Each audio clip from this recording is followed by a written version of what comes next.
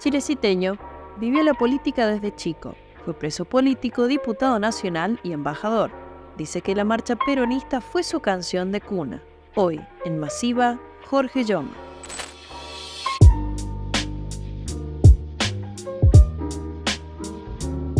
Bueno, estábamos hablando de conocer a la persona un poco mientras comenzábamos a grabar. Y me interesa saber, ¿usted tiene buenos recuerdos de su infancia? Sí, claro, sí. O sea, es que yo soy chileciteño, Sí. pero al contrario de lo que se piensa, yo nací en La Rioja, digamos. Yo soy morero de nacimiento, como le decimos los chileciteños. Y porque yo nací cuando mi papá en el 53 era ministro de Hacienda del gobierno de Perón, del segundo gobierno peronista. Era ministro de Hacienda con el gobernador Melis, que era un ingeniero sanjuanino, que Perón lo trajo a La Rioja porque todavía no había una generación de dirigentes importantes en la provincia cuando recién nace el peronismo. Entonces trajo un gobernador de San Juan, que era el Y así ingeniero empezó Melis. a fundar. Y ahí, claro, el ingeniero Melis, que fue el segundo gobernador peronista en el periodo 53 y después se cortó en el 55. Bueno, mi papá tenía 28 años, 30 años, fue ministro de Hacienda y nací yo acá, en La Rioja. Luego, cuando vino el golpe de Estado de la Libertadora, que cayeron todos presos, bueno, nosotros nos volvimos a Chilecito y nadie quería defender a mi papá ni a ninguno de los presos. En esa época le decían el régimen depuesto porque estaba prohibido nombrar a Perón. Por decreto, la dictadura había prohibido directamente, se prohíbe nombrar la palabra Perón, ni nada referido a eso, ni justicialista, por decreto, una locura. Entonces nadie quería defender a los presos políticos. Y el único que se animó era un jovencito recién recibido de abogado, caía de Córdoba, Carlos Menem. Que recién recibido de abogado, y Carlos Menem fue el único que se metió y defendió a los presos políticos de entonces, al gobernador, a los ministros, a mi papá, los sacó de la cárcel y ahí empezó, digamos, también su propia carrera política, digamos, ¿no? Pero fue una... Que eso me lo contó después Carlos Menem, cuando yo juré como ministro de gobierno, también a la misma edad que él tenía, que tenía mi papá cuando fue ministro, Sí. a los 28 años, que me puso de ministro de gobierno de él en el 87, 86. Y él me contó, me dice, mira, vos estás reemplazando, en ese momento era un doctor Carver que vivía, como ministro, al mismo tipo que tu papá reemplazó en su momento, una persona grande era, cuando fue nombrado ministro de gobierno, y a la misma edad tuya. Y ahí me contó toda la anécdota, todo cómo lo sacó a los presos políticos. Así que bueno, vivimos en Nonogasta, en la bodega, Sí. teníamos una bodega que después fue la bodega Guaidat y que creo que hoy es una SAPEM. El vino era Vinos Yoma, el riojano que más se toma. Me encanta. Esa era la Buenísimo. publicidad. En toda esta historia familiar y que usted vivió con su papá y lo que cuenta de este riojano que puso la cara, ¿cuándo le picó a usted el bichito de la política o supo que quería hacer política, más que observarla de fuera?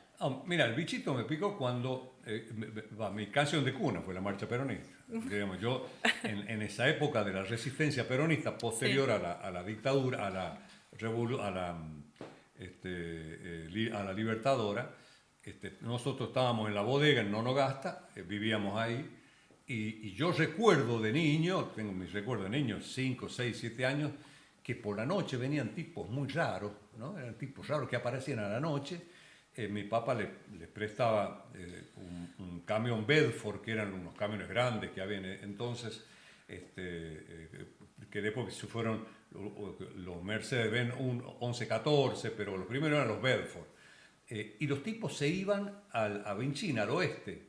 Entonces, y de ahí traían debajo de la caja del camión dinamita, porque la conseguían ahí en una obra que estaba Ajá. haciendo vialidad en Vinchina, los obreros también eran peronistas, se robaban Era toda una cadena de claro, complicidad. claro, se robaban panes y los traían y en la bodega los distribuían, porque en esa época de la resistencia, nos ubiquemos en el contexto histórico, Sí, ¿no? sí, sí, Desde por un supuesto. peronismo perseguido, proscripto, de muchísimo... Mala palabra. Que era mala palabra, Sí. que te metían preso, vos decías Perón y te metían preso. Me acuerdo que el acto mayor de rebeldía de nosotros, cuando éramos changuitos, era pasar frente a la comisaría en Chilecito, ¡viva Perón!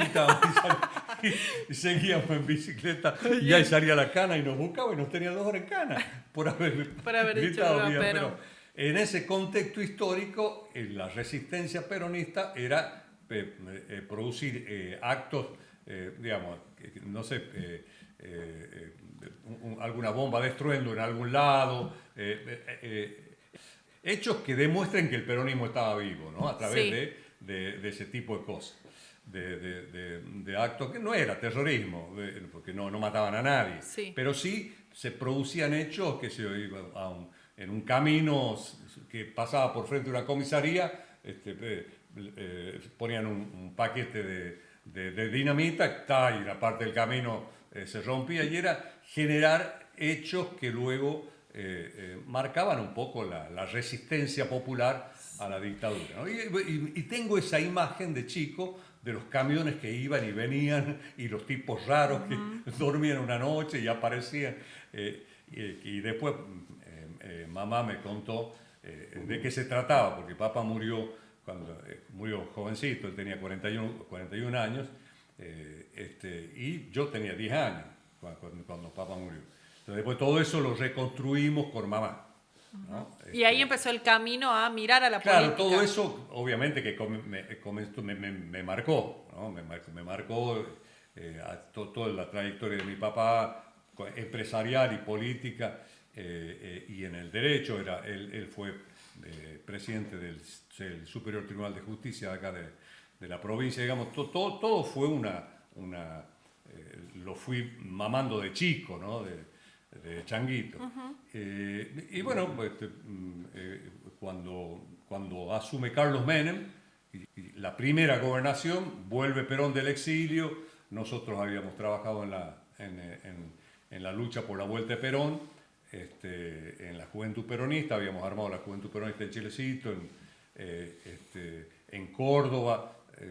Comencé mi militancia en Córdoba. Cuando me recibí de acá me fui a Córdoba y ahí comencé una militancia ya activa en la Juventud Universitaria Peronista, en la JUP, y bueno, y de ahí vino todo el resto, ¿no? Y a pesar de toda esa persecución o todo lo que usted vio cuando era chico, nunca se le fueron las ganas de seguir siendo peronista. Es como que tenía más ganas. No, claro, es que de eso se trata el peronismo, ¿no?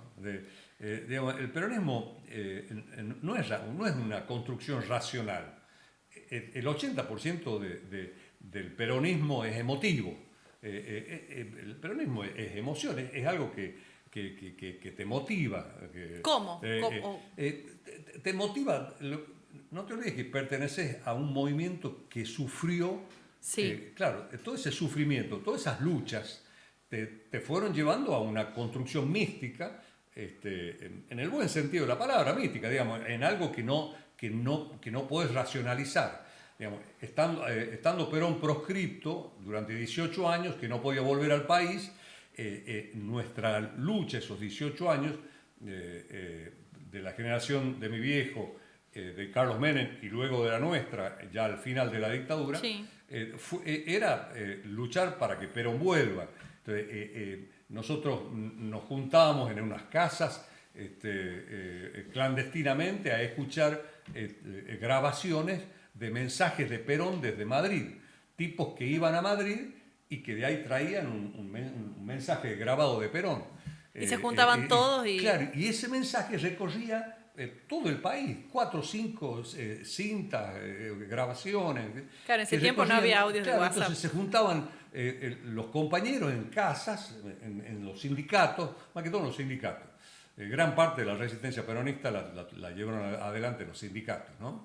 Entonces, nos juntábamos los sindicatos en todos lados, en todo el país pasaba eso, a escuchar, ponerle acá un grabador y escucharlo a la voz de Perón, que nos decía que sigamos, esa construcción es muy emotivo. Entonces todo eso vos lo cargas y a la hora de tener que decidir un proyecto de país, y bueno, ahí comenzás también a racionalizar, porque los mejores tiempos, y esto no es un dicho publicitario, que los mejores tiempos fueron peronistas.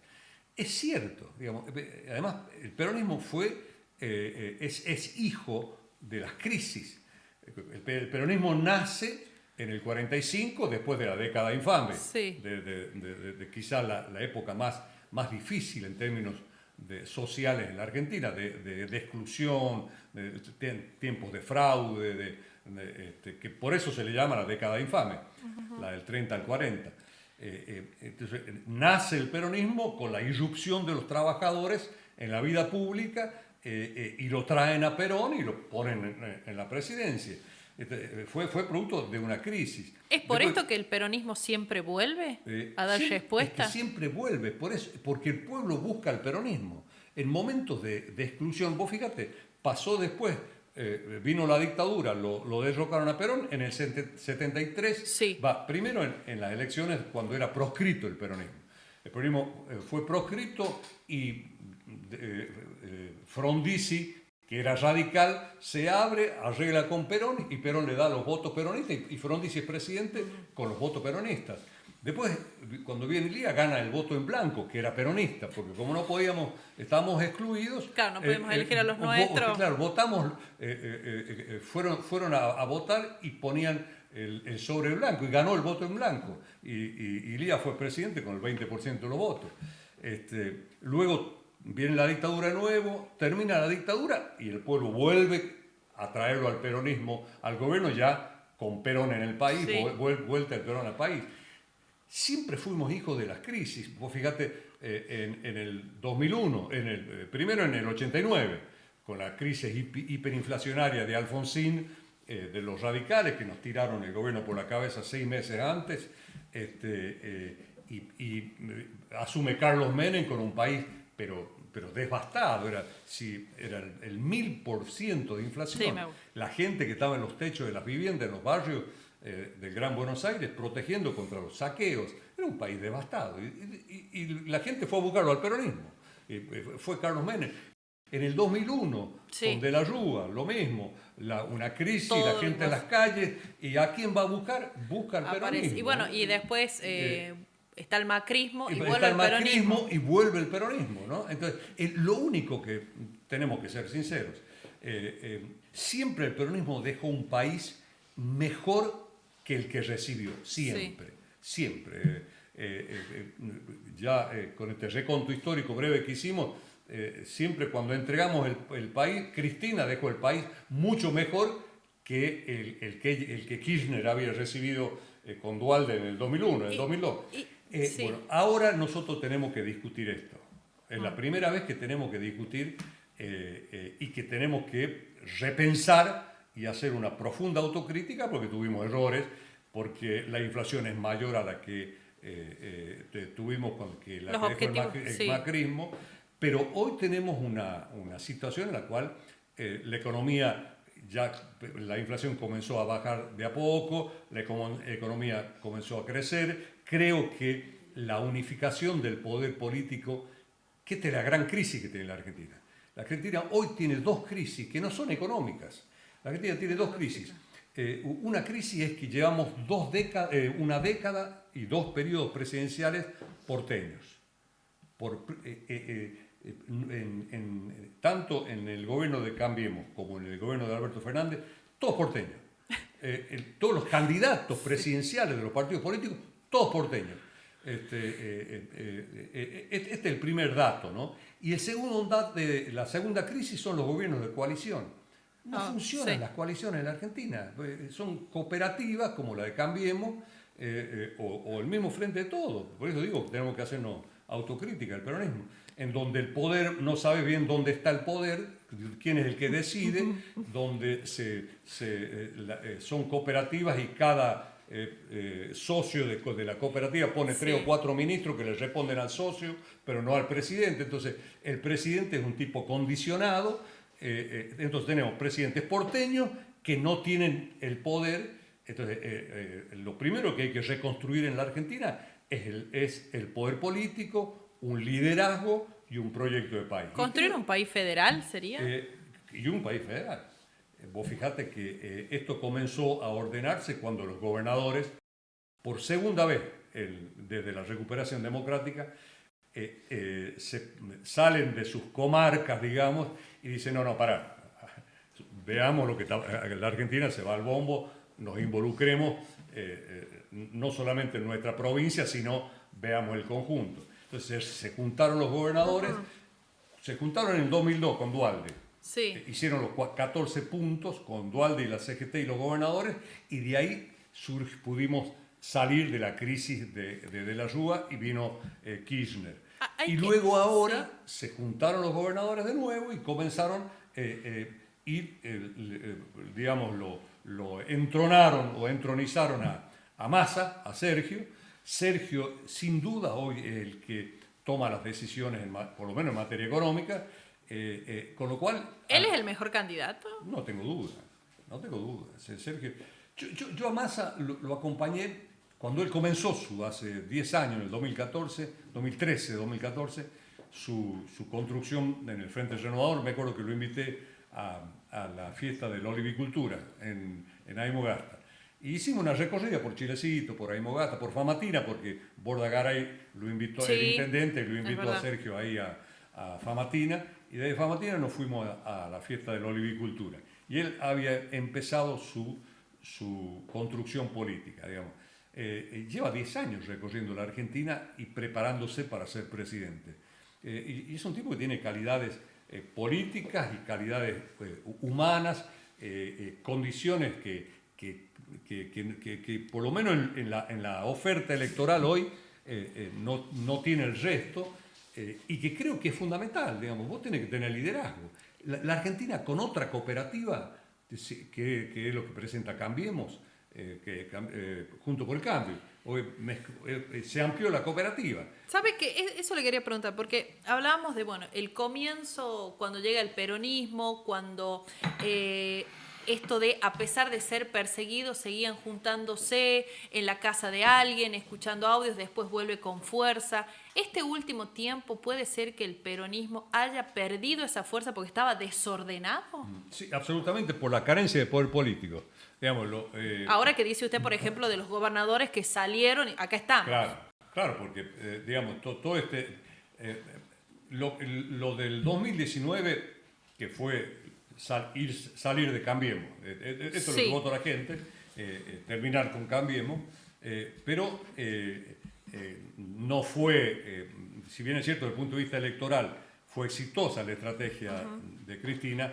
La construcción del poder no es saludable, que el poder lo tenga la vicepresidenta, digamos, que quien lidere sea el segundo de la fórmula y no el primero.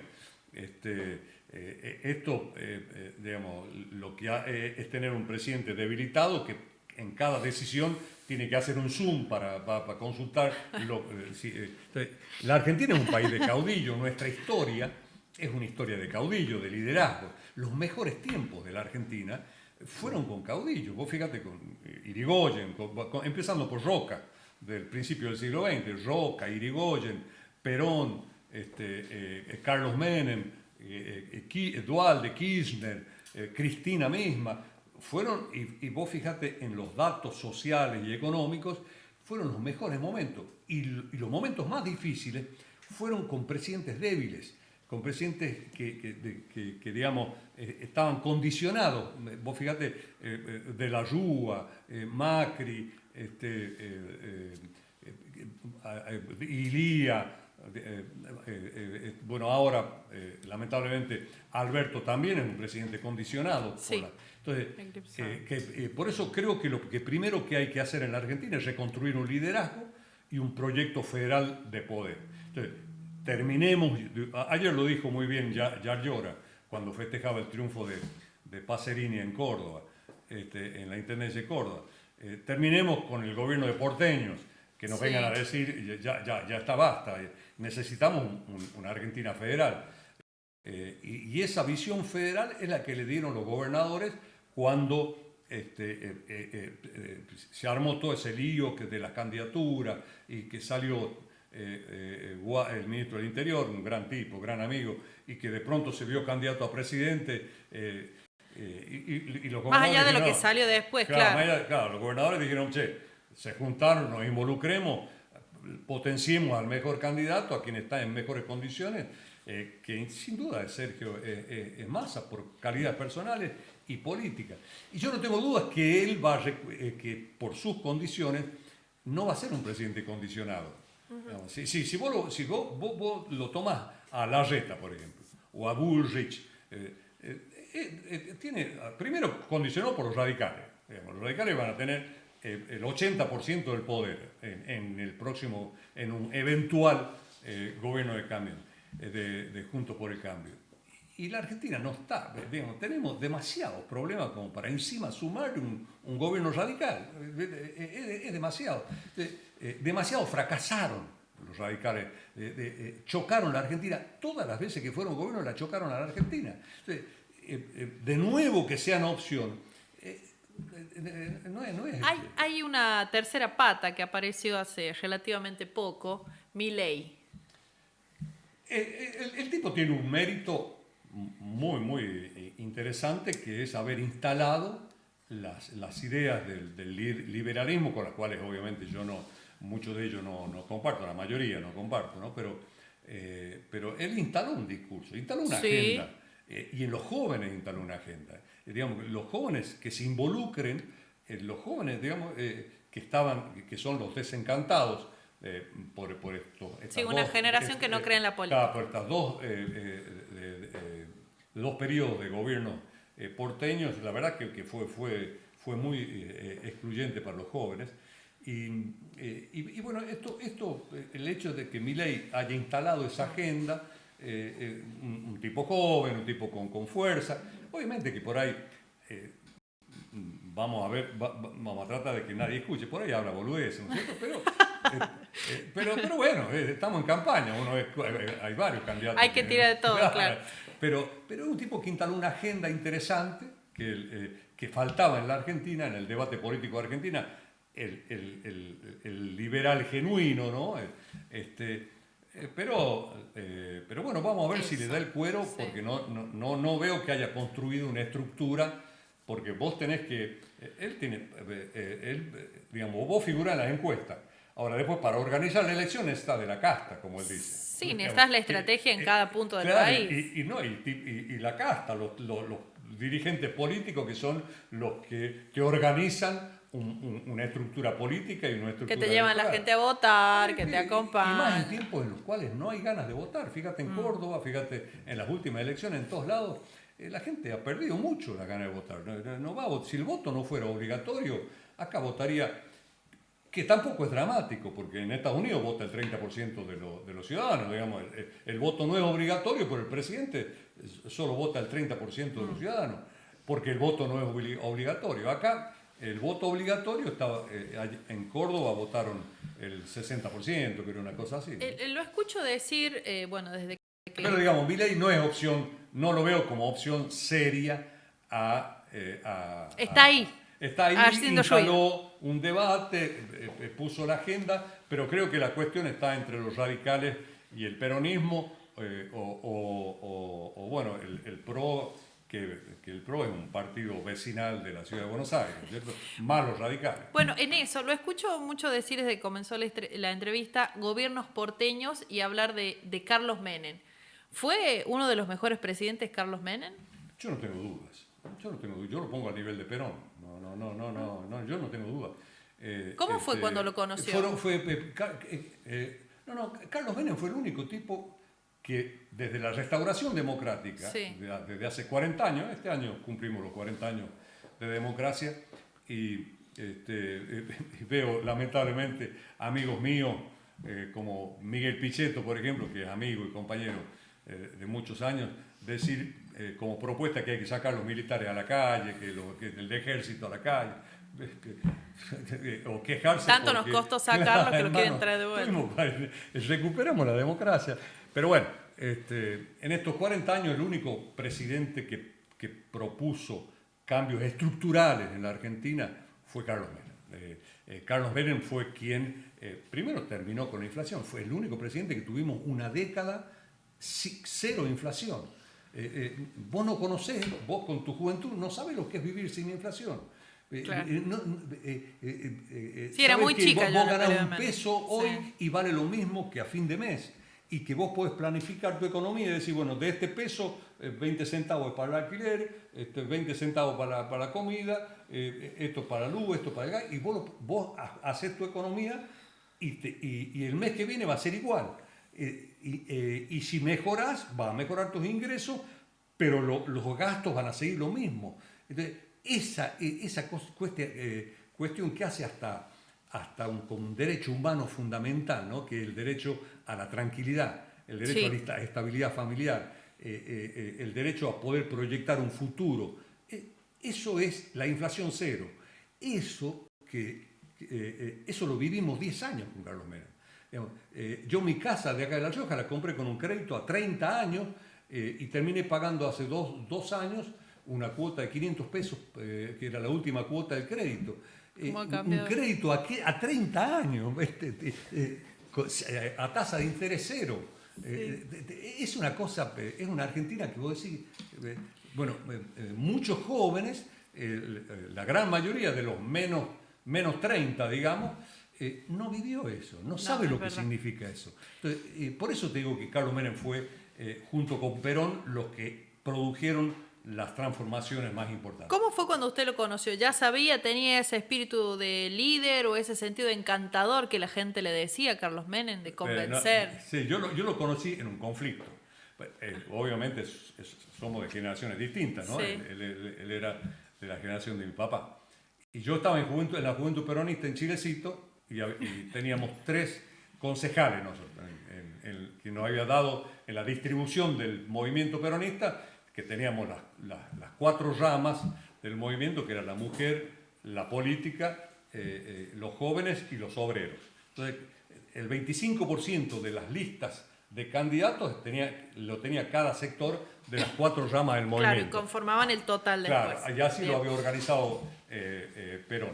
Entonces, a nosotros nos habían tocado 3 concejales en Chilecito. Entonces, hubo un día un desalojo a un fotógrafo, un tipo que lo queríamos mucho en Chilecito, una institución, Valerio, en Chilecito, Valerio se llama, que iba hasta todos los nacimientos, cumpleaños de 15, bailes de egresados, todo, ahí estaba Valerio. Y lo iban a desalojar. La culpa parece que hace mucho que no pagaron el alquiler. Claro. Tenía el local frente a la plaza y lo estaban por desalojar. Entonces, Valerio, pasamos nosotros, estábamos dando vuelta a la plaza y paveando una tarde con los changos, y dice, y vemos que le sacan las cosas a la calle, y le digo, Valerio, ¿qué pasa? No, me están desalojando, orden del juez. Entonces, rápido nos juntamos con los concejales nuestros y nos pusimos frente y paramos el desalojo y tomamos y le echamos a los tipos de la justicia y nos instalamos ahí y tomamos el local de Valerio para que Valerio no se vaya y para que la justicia revoque la medida y que le den un plan de pagos. Fue el primer acto, digamos, en democracia de rebeldía contra el poder, ¿no? Era que no lo desalojen a Valerio. Entonces ya se empezó a juntar gente. Y ya los jóvenes, te imaginas que te prende... Te quedas toda la noche, claro. Sí, claro. Para el que pasa por acá y no sabe de qué se trata, pero aquí se suma igual. Aquí nos metemos. Y se empezó a juntar gente, 300, 400 tipos en la plaza. Todo por Valerio. Era una causa en Chilecito, era maravilloso. Entonces parece que el intendente llamó acá y le dijo, che, manden a alguien, hagan algo, porque no podemos, ahí se está desbordando todo. Cuando pasó todo, no lo desalojaron a Valerio, le dieron planes de pago, hicimos una vaca ahí, un bolsillo entre todos y todos los meses pagamos la cuota que debía Valerio. Una noche, una tarde, llega un oficial de policía a mi casa, yo vivía a la vuelta de la casa, a la vuelta de la plaza, y dice, el gobernador quiere hablar con ustedes. Ajá. Te imaginas, yo tenía, no sé, años 73, sí, recién hacía poco tiempo, Carlos Menem. Y bueno, yo tenía 20 años. Y yo y los concejales, éramos 5 changos, nos vinimos acá a La Rioja. Nos vinimos a La Rioja, a la residencia del gobernador, ahí nos esperaba Carlos Menem, y nos invitó a comer. El día anterior le habíamos hecho un quilombo en Chilecito, pero de órdago. Y el tipo nos invitó a cenar, ¿no? Y nos invitó a cenar para que le contemos qué estábamos haciendo, cómo se metieron, cómo fue lo de Valerio. ¿Te imaginas? Todo por Valerio. Que el gobernador, todo por Valerio, y que el gobernador se involucre personalmente. Salimos de ahí, éramos menemistas, matábamos hasta cualquiera por Carlos Menem. Nos sedujo de una manera, además contándonos sus propias vivencias, y esa fue la primera vez que lo conocí a Carlos Menem. Y después, cuando ya vino la dictadura, fuimos presos, yo el 24 de marzo del 76, el día del golpe de Estado, veníamos de un acto de la JP Newell en Chilecito, en New Solboy, y a las 8 de la mañana cae la gendarmería, a los camiones en Cana y nos llevaron. Estuvimos desaparecidos casi 20 días. ¿Cómo fue eso? ¿Cómo era el fue miedo tremendo, en las calles? Fue tremendo porque estaba yo solo con mi hermano más chico, ahí durmiendo en casa, y cayó la gendarmería. Eran las 7 de la mañana. Yo recién me había acostado porque habíamos estado en un acto de la JP en defensa. Ya veíamos que venía el golpe de Estado. Ya se informaba, ya los medios hablaban de esto. ¿Ya se hablaba de desaparecidos, muertes, o todavía no? Claro, habíamos tenido problemas con la represión ilegal paramilitar, con las 3A, ya en el gobierno de Isabel, con el López Reguismo. López Rega interviene el Partido Justicialista en donde había gobernadores que no eran de la derecha peronista, digamos, ¿no? Uno de ellos era Carlos Menem. Y nos mandó acá como interventor del justicialismo a un viejo fascista que se llamaba Ríos. Un viejo, pero un fascista tremendo. Que cerró, lo primero que hizo es cerrar el Independiente, la cooperativa del diario Independiente. La hizo cerrar. Y de ahí comenzó a perseguirlos. Los empezó a seguir por sus domicilios. A seguir a cada uno. Ya venía con una lista de tipos, que entre ellos estaba yo. Y bueno, un día me llegó la citación, en época todavía de la democracia, y de la Policía Federal, de Coordinación Federal, que estaba por acá por la Adolfo de Dávila y Rivadavia, sí. Que hay un sitio sí, de la memoria verdad. que hay. Sí. Ahí me tuvieron una semana, 10 días preso ahí. ¿Y cómo fue ese durante? ¿Pensabas que no volvías o sabías que...? No, eso todavía era en democracia. Con Sí. lo cual todavía teníamos abogados, mi mamá vino, se presentó en el juzgado federal, digamos, funcionaban las instituciones democráticas precarias, pero todavía era el gobierno constitucional de Isabel Perón, digamos, todavía no estaban los milicos. Fue la primera vez que caí preso, fue en noviembre del... Pero ya había una persecución a pensar... Claro. Sí, era la persecución, por eso te digo, era un organismo paramilitar que se llamaba las 3A y que la manejaba López Rega, que había sido el secretario privado de Perón, un tipo nefasto, y que bueno, se largó a perseguir a quienes éramos dentro del diagrama ideológico de entonces la izquierda peronista, ¿no? Entonces, se largó. Ahí asesinaron a tipos emblemáticos. Por ejemplo, había un intelectual muy lúcido, Rodolfo Ortega Peña, que era un intelectual peronista muy, muy lúcido, un historiador, que lo asesinaron, que era diputado nacional también. Ya se veía venir un proceso de derechización fascista en la Argentina, ya con con Isabel Perón, ya pobrecita, muy condicionada, ella no tenía poder para gobernar. Pero esa fue la primera. Y los gobernadores, Carlos Menem estaba de gobernador, pero no tenían injerencia en nada, al contrario. Eran blancos de la persecución de lo que estaba del propio sucediendo. gobierno. Y bueno, después vino en el 76, al año siguiente, ya el 24 de marzo, la dictadura, otra vez fueron a casa, otra vez nos cargaron los camiones de gendarmería. Primero estuvimos tres días en gendarmería en Chilecito, y de ahí nos trajeron acá al departamento de inteligencia de acá del batallón, y no aparecíamos por ningún lado. Digamos, mi mamá, nuestras madres, Sí. no sabían dónde estábamos, qué había pasado con nosotros. Y era una de ir a buscar por las comisarías, por dónde estábamos, a dónde nos habían llevado. Y la verdad que lo que es una madre es una cosa. Si hay un héroe, digamos, en la construcción de la humanidad, si vos tenés que identificar el perfil de un héroe, es una madre. Porque, no sé, volteó puertas de comisaría, gendarmería, no sé, había un milico ahí, acá, que era Malagamba se llamaba. ¿Cuántos que años estaba tenía acá. usted en todo esto? ¿Cómo? ¿Cuántos años tenía usted en todo esto? Yo tenía 21 años. Ah, bien.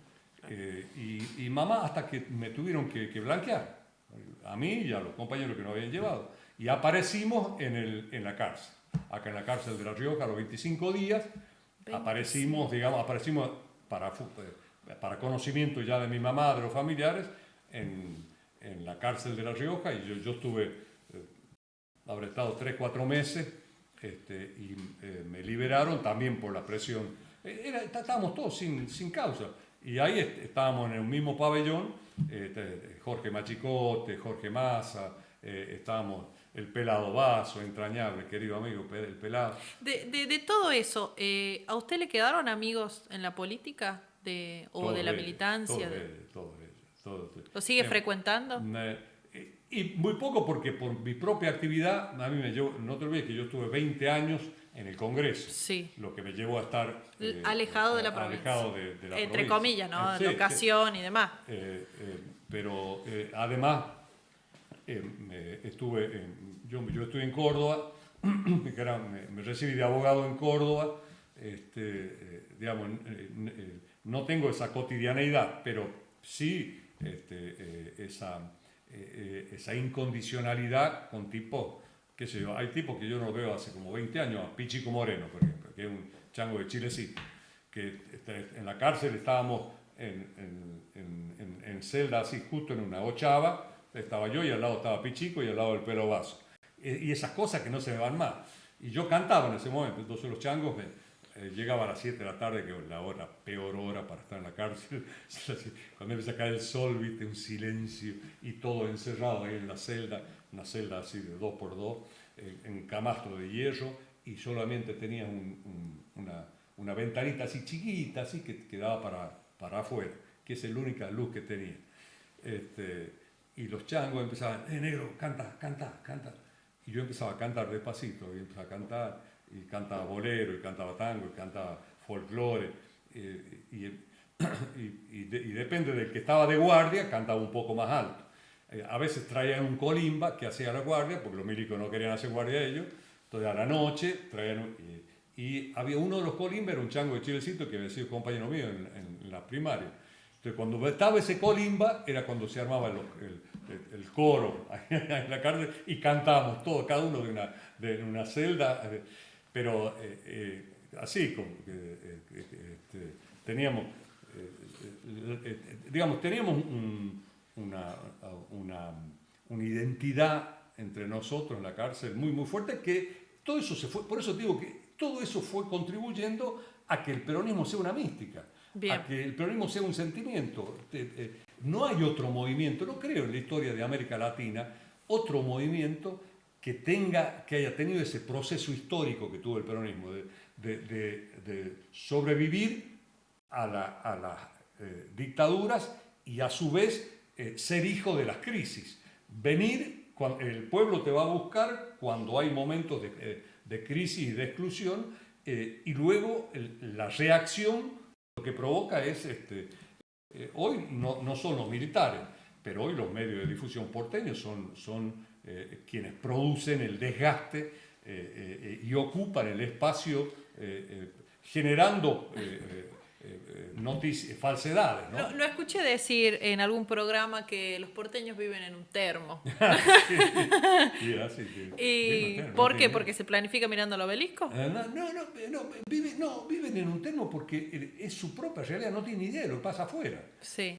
Ellos viven en su propia realidad, con su propia agenda, entonces, que no tiene nada que ver con la agenda de la realidad. Vos ves las discusiones en los medios porteños y ves las pavadas que discuten y ves, ¿de qué están hablando? ¿No?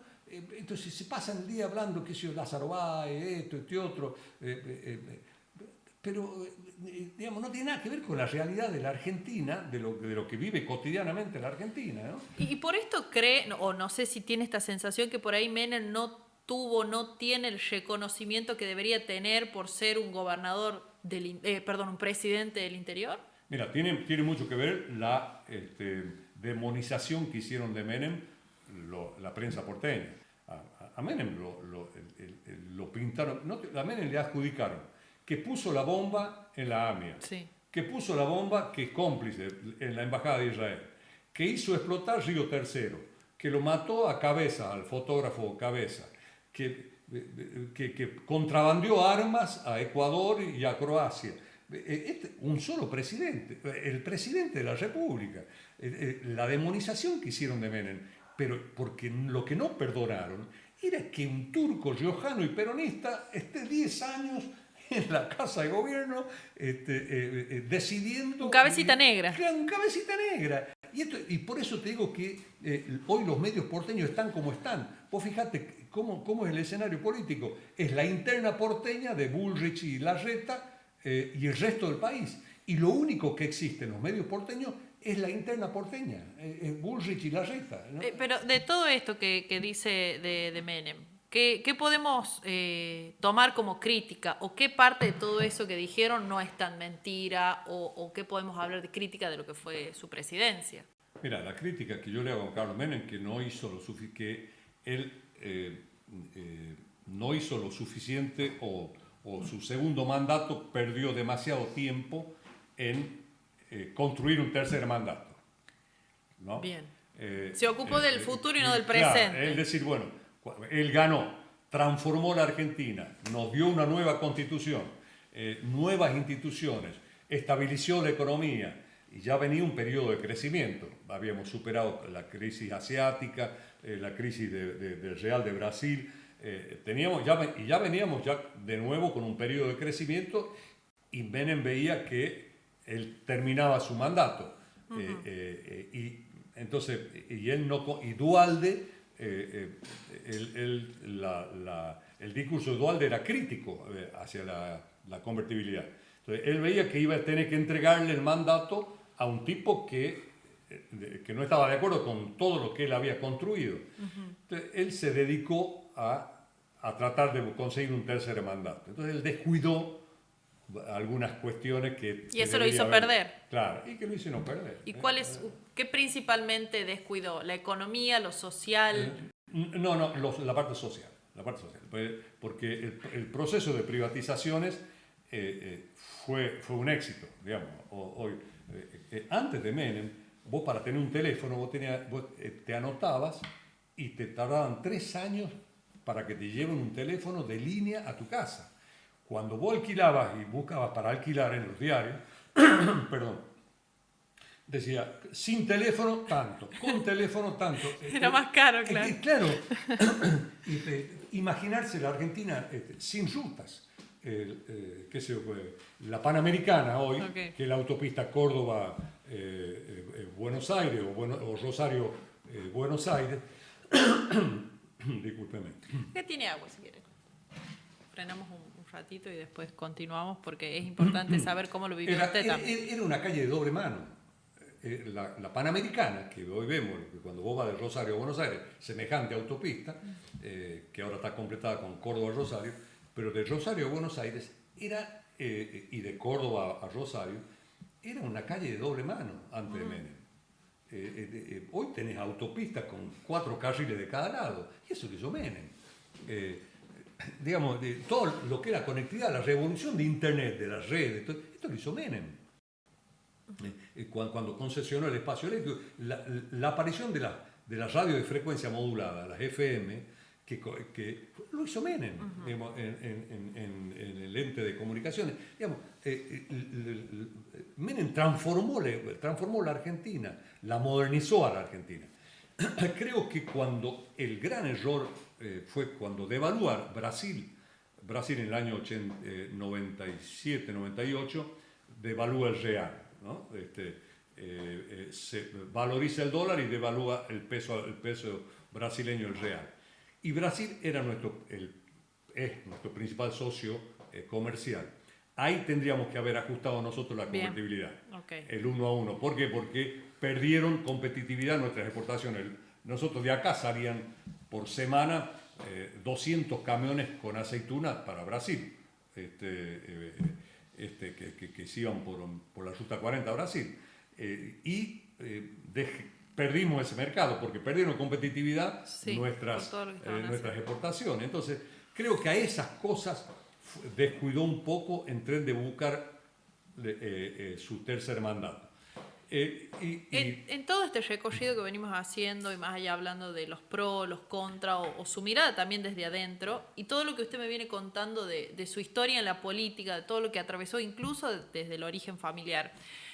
Su último cargo activo en la política fue como embajador en Perú, 2019. ¿Actualmente qué es de la vida? Yo actualmente trabajo como abogado, absolutamente. 100% a eso. Trabajo como abogado, soy abogado de empresa, tengo mi propio estudio en Buenos Aires, acá trabajo como abogado. ¿Alejado de la política? No, ¿Cargo? Sí. No, de los cargos sí, pero vinculado absolutamente a la política, ¿no? Lo apoyé a Ricardo en su primer mandato, en el 2019 lo apoyé. Perdón. Sí. O sea, siempre vinculado desde la provincia también. A la política sí. Es más, tengo 2 o 3 invitaciones para tener espacio, un espacio mediático, digamos, a nivel nacional. Lo que pasa es que tengo que dar mi tesis doctoral. Estoy preparando mi tesis doctoral como abogado para lograr el máximo nivel académico en Derecho, que es doctor en Derecho. Tengo que presentar la tesis, y mi tesis es sobre la visión federal de la Argentina en la Convención Constituyente, la Constitución del 94, donde yo fui representante de la Rioja. Entonces estoy preparando mi tesis. Dejé en su momento para irme de embajador en Perú, pero bueno, ahora con la pandemia pude terminar de cursar por Zoom las materias que había que cursar, y ahora tengo que presentar mi proyecto de tesis, pero a la política sigo vinculado absolutamente. Bueno, lo mencionaba Ricardo Además, Quintela. con Massa estuve la semana pasada, con Sergio en el ministerio, con el gobernador. Después vine y me reuní con el gobernador hace unos días, digamos. Estoy vinculado,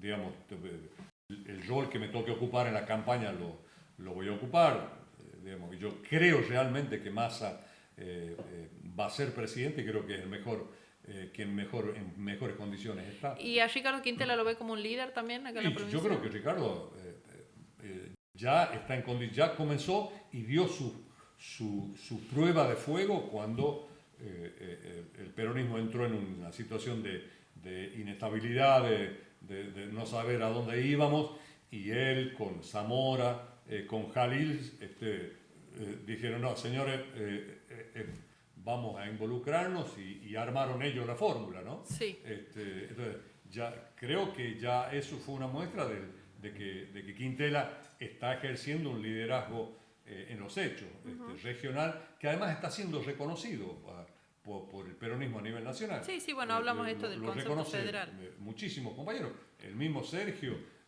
Massa muy agradecido y reconocido porque la irrupción de Ricardo junto a Zamora y Jalil fue lo que ordenó la fórmula del peronismo, ¿no? Bueno, lo escucho hablar mucho también esto, ¿no? Del peronismo, del interior del país, del federalismo. ¿Cómo fue estar fuera del país, en México? ¿Cómo fue vivir en otra cultura, más allá que esté vinculado a la política? Es una experiencia maravillosa, la verdad, que la política exterior.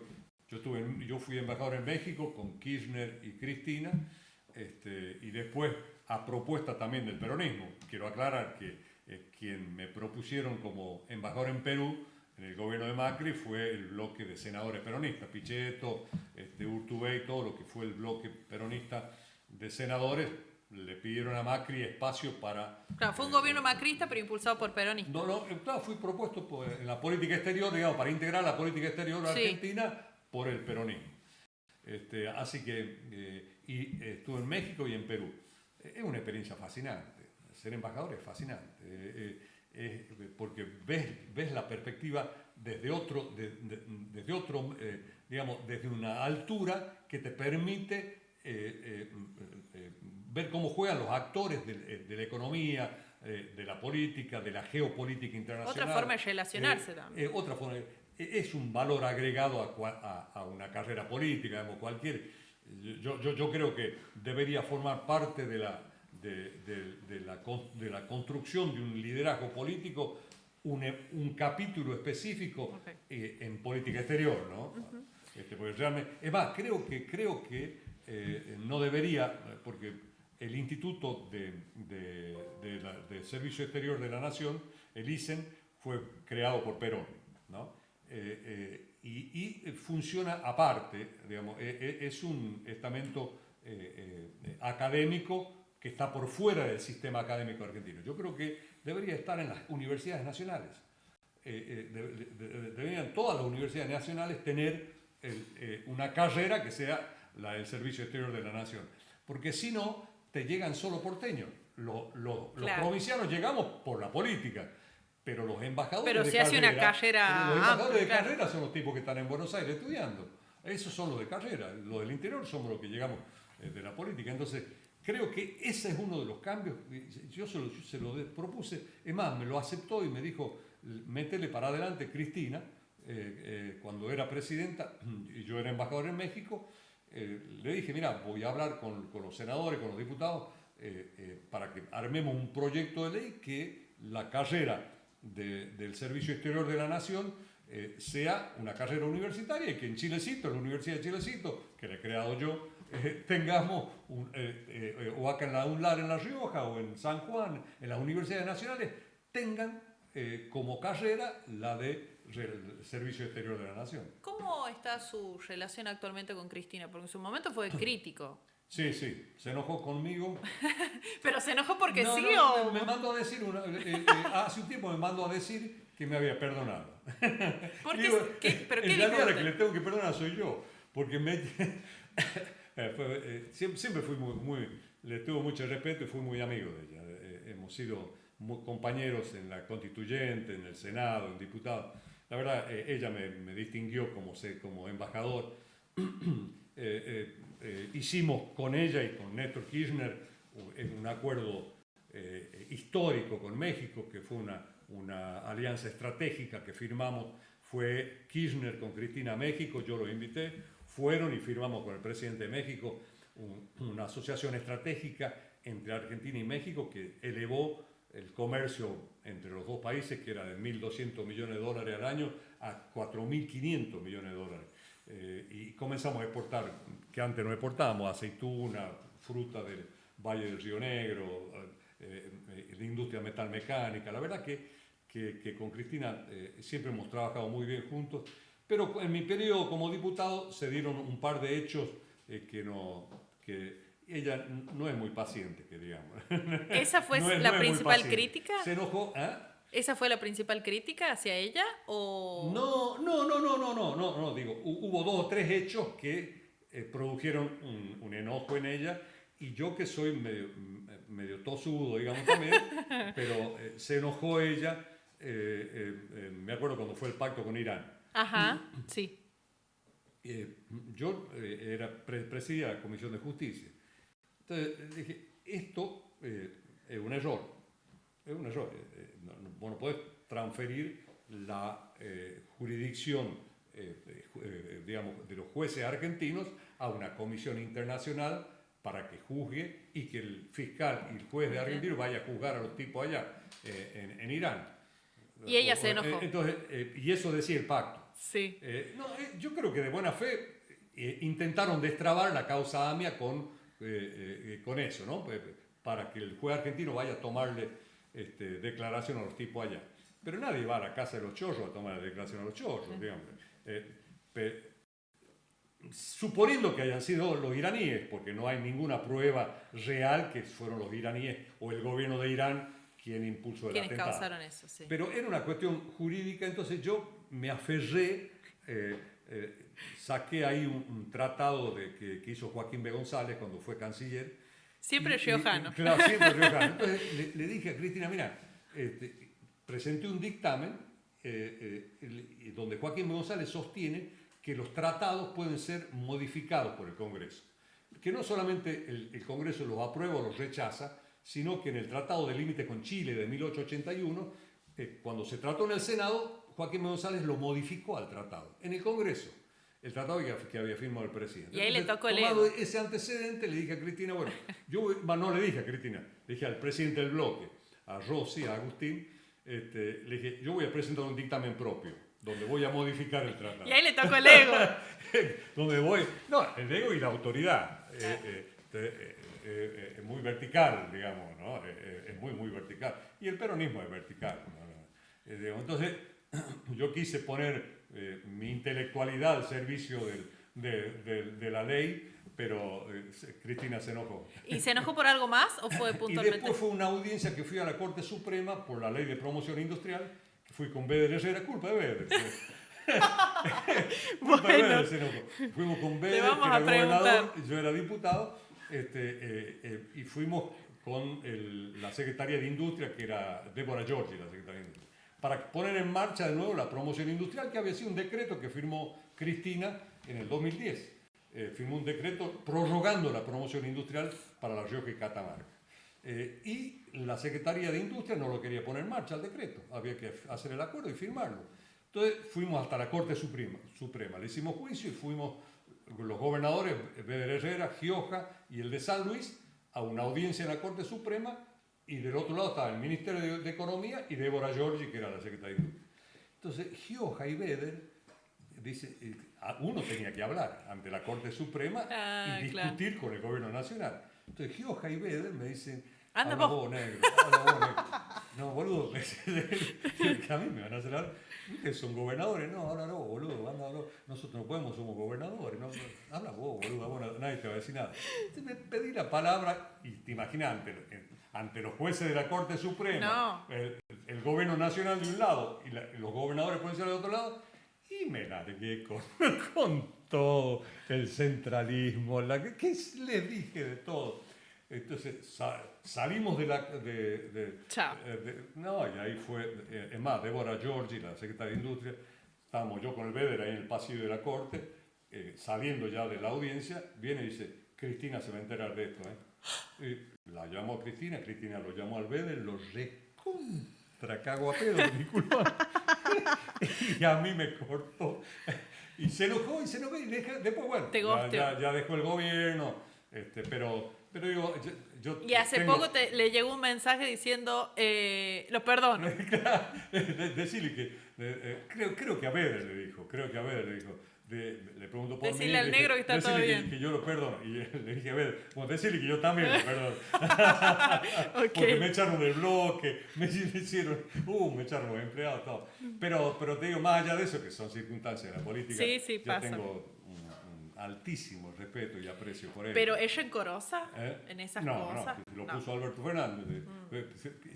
A las cosas que dijo Alberto Fernández de ella, rencorosa no. Ella políticamente entiende de política. Yo creo que lo que sí le cuestiono es que ella no se haya puesto al frente de esto. Sí, realmente le cuestiono que ella no haya sido la candidata en el 2019. En el 2019. Que haya optado por esta figura que no haya sido ella la que fue... Pero ¿no sentís que ella tomó esa decisión porque sigue habiendo una demonización en los medios de su nombre, de su familia? No, porque en ese momento, digo, más allá de los medios, el hecho está que ganaron. Sí.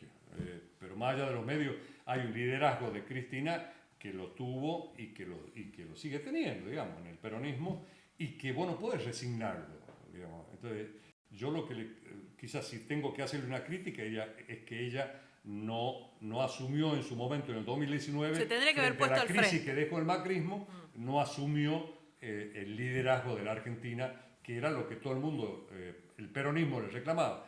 Y poner un presidente que puede tener la mejor voluntad del mundo, pero no tenía el poder, digamos. Entonces, mira, te cuento una anécdota muy chiquita, pequeña, de cómo funciona el poder, la construcción del poder.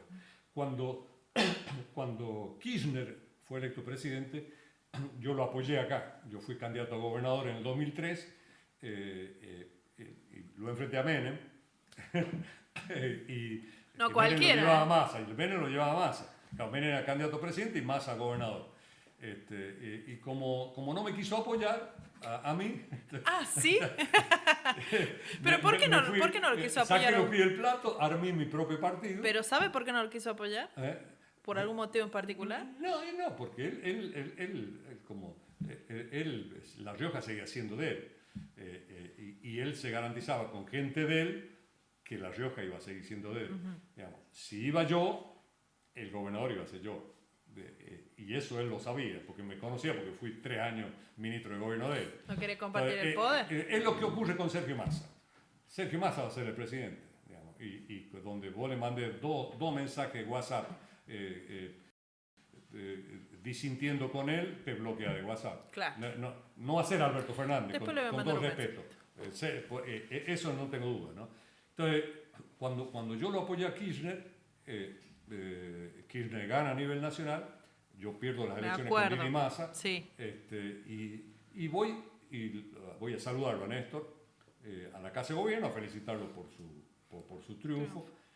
Entonces estábamos solos en el despacho presidencial, hacía poco que había asumido, el 25 de mayo del 2003, y lo felicito, me dice, ven y sentate, y me hace sentar en el sillón presidencial. Bueno, dice, mira, lo único que cambió en la Argentina es este sillón. El resto del sistema político argentino están todos los mismos hijos de puta, con el perdón de la expresión, que vienen haciendo un desastre en la Argentina. Tenemos que cambiar a todos. Tenemos que cambiar todo el sistema político argentino. Y yo lo tengo que hacer desde este sillón.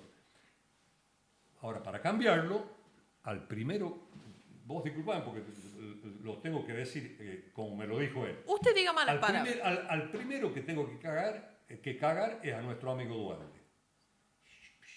Abrí los ojos así. Pero si el que te puso acá, pensaba yo por dentro. Es el tipo que te trajo. Entonces, me debe haber visto la cara de sorpresa mía.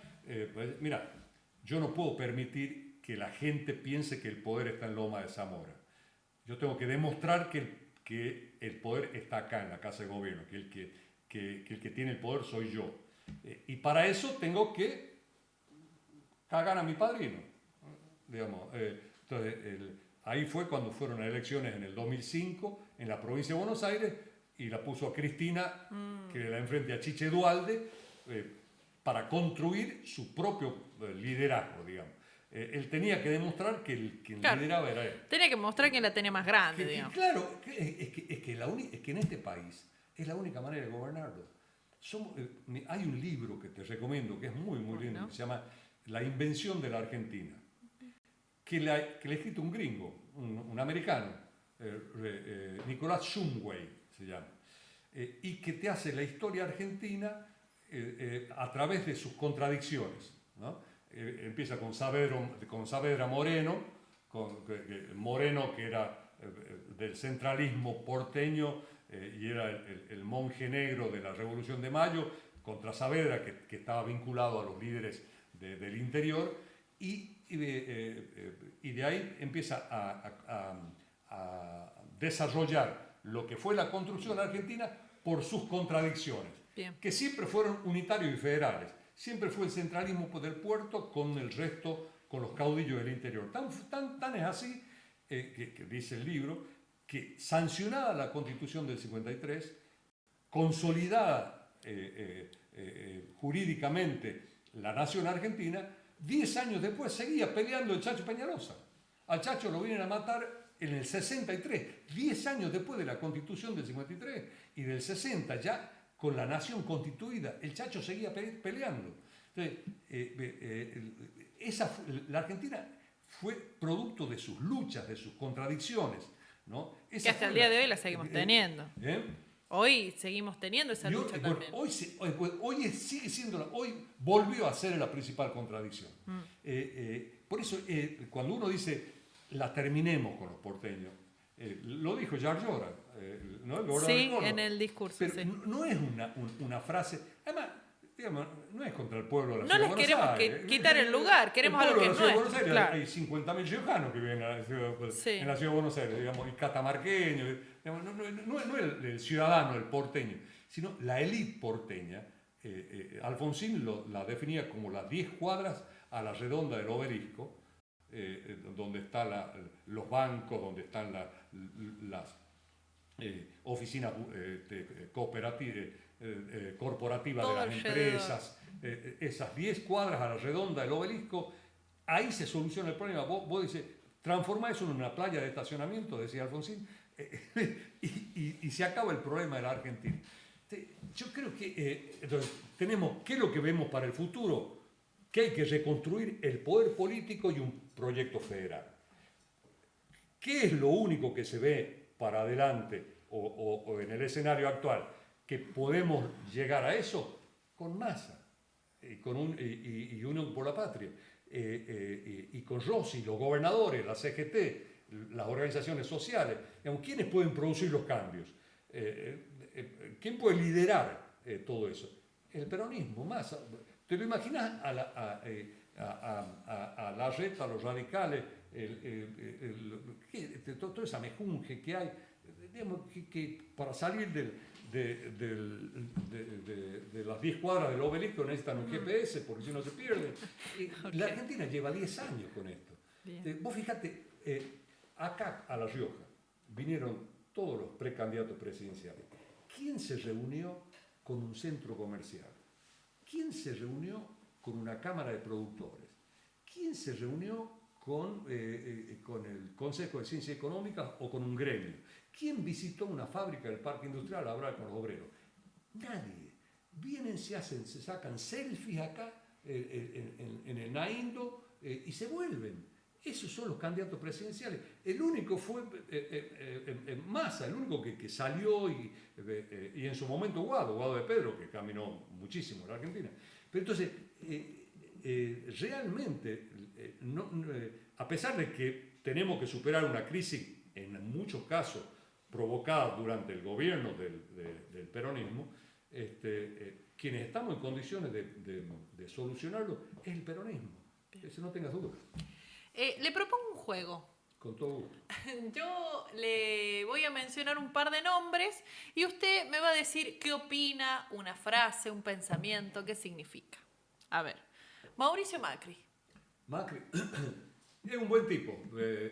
Nunca estuvo con capacidad para gobernar. Bien.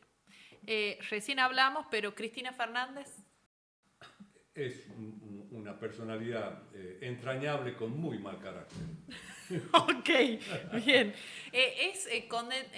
¿Se la condena el doble por ser mujer y tener mal carácter? Sin duda, sin duda. Por ser mujer y peronista, tiene que pagar por las dos cosas. Bien, ok. Patricia Bullrich. No tengo una buena... la conozco personalmente, conozco sus peores facetas y la verdad que no veo cómo puede ser una opción presidencial en la Argentina. ¿Cuál es su peor faceta? No, porque también son... no quiero ser agraviante, ¿no? Pero la conozco en facetas delicadas. ¿No? Bueno. ¿Miguel Pichetto? Un amigo entrañable que perdió la brújula, ¿no? Bueno, este nombre es complicado, pero a ver qué me dice usted. Eli Meir Liberson. ¿Quién? Eli Meir Liberson, que es un rabino, no sé si se acuerda, que había comprado unas hectáreas y que usted en su momento... Busca que compra una... Ok, esa es la... ¿Qué pasó en ese momento? Bueno, para contarle a la gente cómo fue. Claro, yo era senador y apareció un tipo que diciendo que había comprado todo en China, todo el oeste, todo, Hawái, todo. ¿Quién es el busquete? Vos sabés que me acuerdo del episodio, Sí. pero que eran 200.000 hectáreas, creo. Claro, Valle Hermoso en el oeste de los... Lo estafaron, creo que lo estafaron y lavó plata con eso. ¿Y cómo llega esa historia a usted? Porque yo era senador Sí. y me aparecen, comienzan a aparecer mensajes, fax, en ese momento había fax, que yo con información y solicitudes de medios, de información de medios extranjeros sobre esta personalidad que había comprado parte del oeste de la provincia de La Rioja. ¿Quién te busca? Te cagaron, amigo, claro. Por supuesto que salí. Creo que llegué a hacer una denuncia penal. Creo que hice la denuncia penal por lavado de dinero y por... además, creo que el tipo ni conocía La Rioja. Se la vendieron. ¿Quién se la habrá vendido, no? Claro, algún busca. Hay otro episodio parecido con las salinas, ahí saliendo de los Colorados, ¿viste? Cuando vas para Chilecito, Sí. salir de la curva grande después de Doña Villa, donde estaba tenía el boliche de Doña Villa, da la curva grande y ahí están las salinas, yendo para Chilecito. ¿Y esas también las habían vendido? Bueno, esa se la vendieron al Banco Nación. Un día apareció el Banco Nación que había comprado esa al banco, pero por lo menos un tipo le había vendido, había sacado una hipoteca del Banco Nación y dado, la sacó en la Casa Central, en la Ciudad de Buenos Aires, y dado como garantía la salina esa de La Rioja. Me vinieron a ver y digo, muchachos, una estafa esto, metan busca en ese tipo y métanlo preso. ¿Actualmente usted tiene mejor amigo? ¿Alguien en que confía, siempre está? Sí, Juan Cuenca. ¿Es riojano? Riojano, Juan Cuenca. Juan Cuenca es un ex policía que viene que empezó trabajando conmigo cuando yo era ministro de gobierno de Arnaldo en el 94, 95. Que empezó a trabajar conmigo, que primero estaba afectado al Ministerio de Gobierno y de ahí nos hicimos amigos y está todo el día conmigo. Cuando vengo yo, Juan es un tipo, es una institución. Me quedo colgado del comienzo porque escuché todo esto de los orígenes de la familia, Chilecito. ¿Cómo llegan los Yoma a Chilecito? ¿Sabe esa historia? Sí. ¿O el origen de la familia? Claro, vinieron mi abuelo, que fue Mohamed Yoma,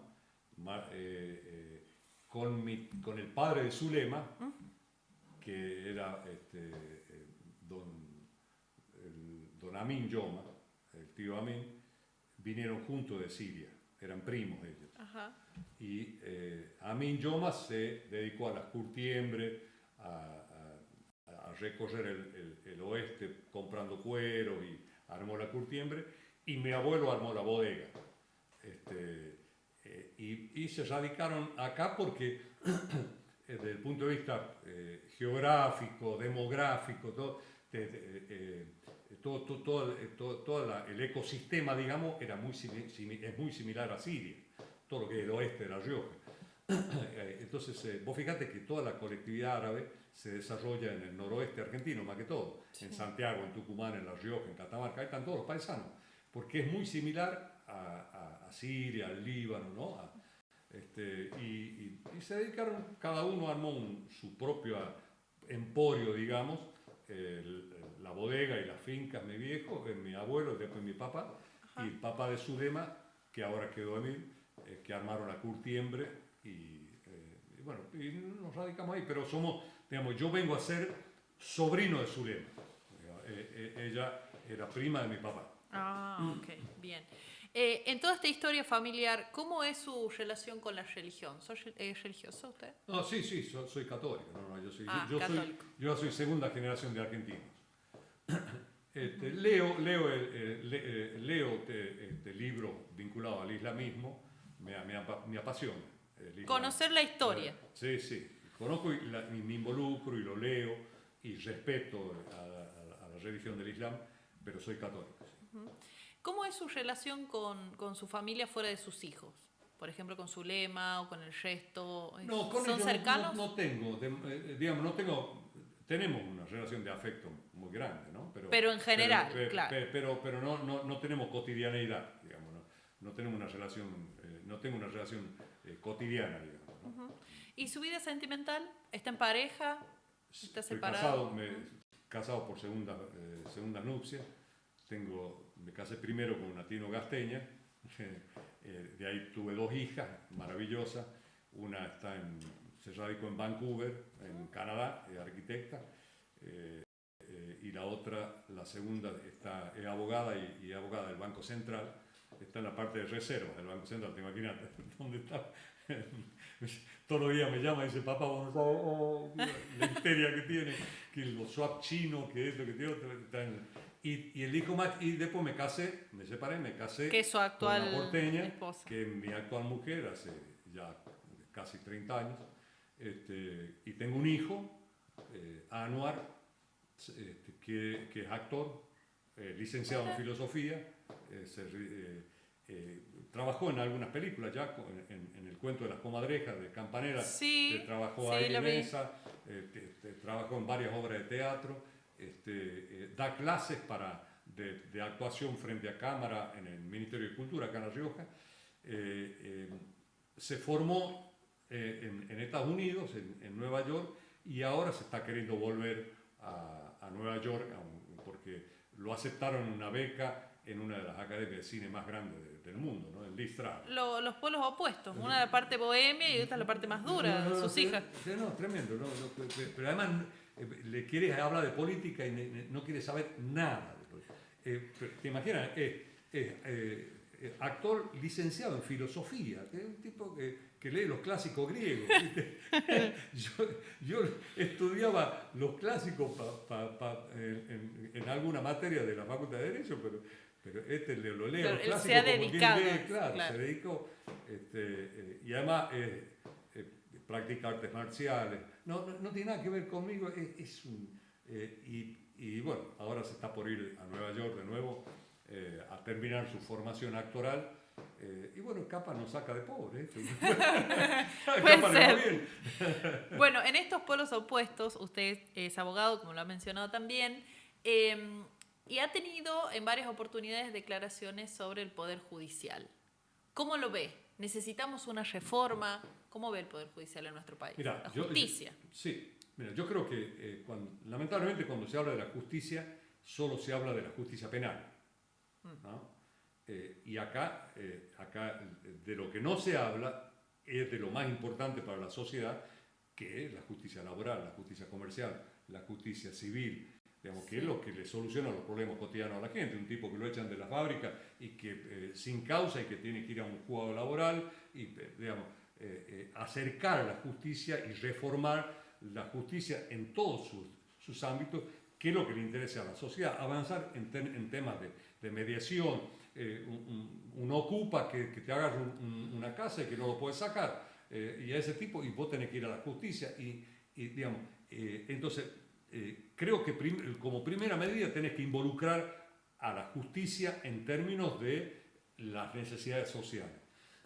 Y en el tema de la justicia penal, lo más revolucionario es el juicio por jurado, que está en la Constitución, y que son 12 ciudadanos que administran justicia, que es el pueblo, a través de 12 ciudadanos que se lo saca por sorteo del padrón, y que son los que administran justicia, que es el sistema judicial que lo tienen todos los países, Brasil, Estados Unidos y todos los países europeos, todos los países desarrollados tienen el juicio por jurados. Acá en Argentina lo tiene Córdoba, lo tiene la provincia de Buenos Aires, creo que Chubut lo empezó ahora, y creo que en La Rioja tenemos que avanzar en eso y a nivel nacional. Yo, al contrario de lo que muchos compañeros míos piensan, creo que lo mejor que tenemos es la Corte Suprema de Justicia. ¿Sí? Tengo un conocimiento personal de cada uno de los jueces.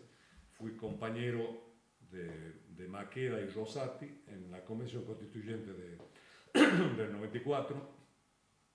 Rosenkrantz fue asesor de Alfonsín en esa Convención Constituyente. Creo que son tipos de gran calidad profesional, humana, y creo que el ataque a la Corte Suprema es innecesario. Creo que el problema de la Administración de Justicia pasa por otro lado, por estas reformas que te digo, y por el hecho de que en los niveles medios de la justicia es donde está la corruptela, donde te cajonean las causas, donde te buscan lo que se llama el forum shopping. El forum shopping es cuando vos elegís el juez que va a tratar tu caso. Entonces viene un abogado y te presenta 20 denuncias en 20 juzgados distintos sobre el mismo tema. Entonces vos tenés que seguir la denuncia. Entonces cuando le toca al juez amigo tuyo, la seguís en ese juez. Entonces vos elegís el juez. Eso lo hacen mucho los estudios jurídicos porteños, el forum, digamos, creo que hay mucho para reformar, pero creo que con el juicio político de la Corte Suprema, que además no tiene virtualidad, digamos, porque no hay mayoría para una cosa así, ni hay méritos para eso, pero creo que hay mucho para reformar. Pero fundamentalmente la justicia provincial. Tenemos que avanzar en reformas profundas al sistema de justicia en la provincia, ya sea, como te decía, en el juicio por jurado en materia penal, para que sean los ciudadanos quienes administren justicia, y acercar la justicia laboral, la justicia de menores. Necesitamos la justicia de menores, necesitamos tribunales de familia. Mi mamá fue asesora de menores en Chilecito, fue jueza de menores durante 20 años en Chilecito. Yo conozco, es más, una de las obras que hice en Chilecito fue un hogar de tránsito para menores y adolescentes en riesgo que eran producto de divorcio entre los padres, y generalmente son los hijos los que sufren el tironeo, sí, ¿no?, de esos divorcios. Necesitas tribunales de familia que se hagan cargo de ese tipo de problemáticas que son diarias, que es la que tiene que tratar los problemas de género, todos esos temas. Hoy la justicia, no tenés una justicia involucrada. Los porteños lo solucionan, ¿viste? Con marchas y con pañuelos. Lo que necesitamos es construir un sistema de administración de justicia que atienda a estas cosas, ¿no? Bueno, para ir finalizando y hablando un poco de la provincia, ¿cómo la ve actualmente a La Rioja? La Rioja está mucho mejor que otras provincias que pasaron por una pandemia muy difícil, muy difícil. ¿Pero en base a qué? ¿A lo económico? ¿A lo social? No, lo social.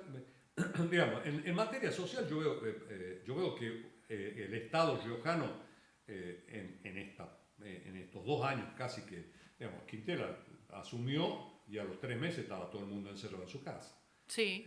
Perdiendo el trabajo, perdiendo el negocio, y hubo que atender todo eso, hubo que atender todo eso.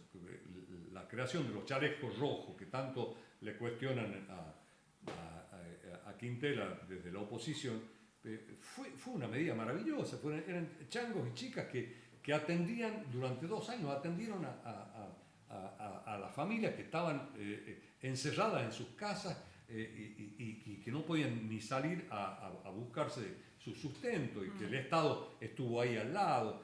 Digamos, creo que funcionó, creo que fue una provincia fue un Estado que estuvo muy bien, que dio muchísimas respuestas, que atenuó gran parte de lo que fue el impacto de la pandemia en todo el país. Acá en La Rioja lo atenuó bastante la presencia esa del Estado. Creo que ahora viene un periodo tanto de consolidación en términos de empleo, de actividad económica, del impulso que le está dando a la economía, como de la proyección a un liderazgo regional. Yo soy además un estudioso, un apasionado defensor e impulsor de la alianza de la región con Catamarca, digamos, ¿no? Yo creo que La Rioja y Catamarca tenemos que ser una sola cosa. Empezando por una autovía, por una autopista entre La Rioja y Catamarca que en 20 minutos que nos conecte más directamente a las dos capitales. Bien. Entonces, creo que hay que avanzar, Quintela tiene que avanzar en el liderazgo regional. No veo del otro lado opciones, la verdad, y lo digo con mucho cariño. Mayaya es primo hermano mío. Es Yoma, reniega, pero él es Martínez Yoma. Claro. La mamá de él es se quita el segundo apellido. Entonces, claro. es hermana de mi papá. Pero hace 30 años que son los mismos. Julio Martínez y Bricio Lidoria son los mismos candidatos para todos los cargos desde hace 30 años. Entre ellos se van turnando. El radicalismo en La Rioja no tiene... y lamentablemente cuando la vez que les tocó gobernar esta vuelta, vos fijate lo que es la ciudad de La Rioja, digamos, la chocaron, realmente la chocaron. La ciudad de La Rioja, Armando va a necesitar, no sé, el apoyo muy fuerte de Ricardo, del gobernador, para levantar de nuevo la ciudad, para poner en funcionamiento, para arreglar las calles, empezando las calles, la luz, la limpieza, los basurales, digamos, poner en condiciones de vida. Creo que la constitución nueva debería dividir en comunas la capital para que los servicios lleguen a toda la capital. Así que, pero yo veo un futuro interesante en la provincia. Espero que gane Massa, sinceramente lo digo, no por una cuestión de afinidad política, sino por la Argentina. Digamos, otro gobierno radical en la Argentina y porteño, la verdad que nos va a costar muchísimo y además, te digo, la Argentina no soporta más esto. Necesitamos salir, necesitamos, ¿no? Tengo 3 hijos, 2 ya uno se me va afuera, el otro se me está por ir. Digamos, la Argentina necesita albergar a sus jóvenes, darle un proyecto de vida a sus jóvenes que puedan desarrollar el que sea, digamos, si sos abogado o médico o tenés un kiosco o lo que sea, ¿no? Pero que puedas darle a tus hijos un horizonte.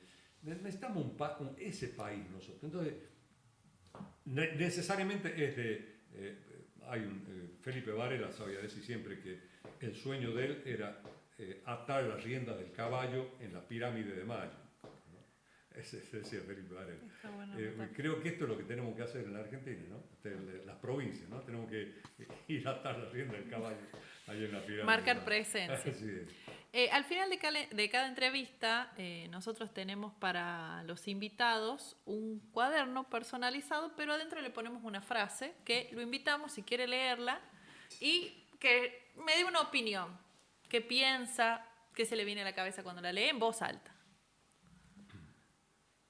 Parece que la injusticia tiene en nosotros más abrigo que la justicia, pero yo me río y sigo mi camino. Manuel Belgrano. Está muy bueno, me gusta el puño levantado. Es porque soy feminista. Bueno, eso es un regalo para usted y no sé qué le inspira la frase, lo que dice.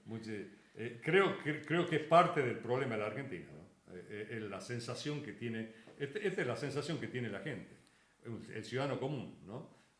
Que el sistema es, digamos, la injusticia, el sistema encuentra más sujeto en nosotros que la justicia, ¿no? Pero hay que seguir adelante, hay que meterle para adelante. La última, para cerrar. ¿Lo vamos a ver en algún cargo político en la brevedad o ya no? No sé, la verdad que no sé. Depende. Dejamos la puerta abierta. Mira, me encantaría volver, si vos decís, me encantaría volver a la política exterior. Ah, bien. ¿No? Okay. Me encantaría volver a la política exterior. La verdad que mis 2 experiencias como embajador, la verdad que fueron muy buenas y fue una experiencia magnífica. Si yo tuviese que elegir, volvería a la política exterior. Espero que se haya sentido cómodo. Encantado. Muchísimas gracias. Gracias a usted. Muy amable.